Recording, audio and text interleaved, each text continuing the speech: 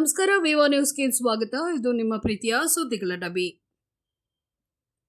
ದೇವೇಗೌಡರ ಕೂಸನ್ನ ಹಾದಿ ತಪ್ಪಿಸಿ ಯಾರಪ್ಪರಿಗೆ ಕೊಡಲು ಹೊರಟಿದ್ದೀರಿ mister DK Shivakumar?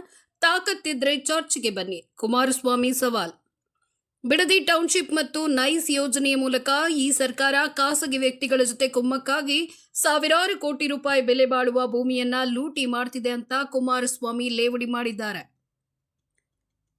Bidadi township ಯೋಜನೆಗೆ ಸಂಬಂಧಿಸಿದಂತೆ ರಾಜ್ಯ ಸರ್ಕಾರದ ವಿರುದ್ಧ ಬೃಹತ್ ಪ್ರತಿಭಟನೆ ಮತ್ತು ವಿಧಾನಸೌಧ ಚಲೋ ಹಮ್ಮಿಕೊಂಡಿದ್ದ ಜೆಡಿಎಸ್ ಮುಖಂಡರು ಮುಖ್ಯಮಂತ್ರಿ ಡಿಕೆ ಶಿವಕುಮಾರ್ ವಿರುದ್ಧ ತೀವ್ರ ವಾಗ್ದಾಳಿಯನ್ನ ನಡೆಸಿದ್ದಾರೆ. ಬೆಂಗಳೂರಿನ ಫ್ರೀಡಂ ಪಾರ್ಕ್ನಲ್ಲಿ ನಡೆದ ಪ್ರತಿಭಟನೆಯಲ್ಲಿ ಮಾಜಿ ಪ್ರಧಾನಿಗಳಾದ ಎಚ್.ಡಿ. ದೇವೇಗೌಡ ಅವರು, ಕೇಂದ್ರ ಸಚಿವರಾದ ಎಚ್.ಡಿ. ಕುಮಾರಸ್ವಾಮಿ, ಜೆಡಿಎಸ್ ಯುವ ಘಟಕದ ರಾಜ್ಯಾಧ್ಯಕ್ಷ ನಿಖಿಲ್ ಕುಮಾರಸ್ವಾಮಿ ಸೇರಿದಂತೆ ಪಕ್ಷದ ಅನೇಕ ನಾಯಕರು, ಅಸಂಖ್ಯಾತ ಕಾರ್ಯಕರ್ತರು ಹಾಗೂ ಭೂಮಿ ಕಳೆದುಕೊಳ್ಳುತ್ತಿರುವ ಬಿಡದಿಯ ನೊಂದ ರೈತರು ದೊಡ್ಡ ಪ್ರಮಾಣದಲ್ಲಿ ಪಾಲ್ಗೊಂಡಿದ್ದರು.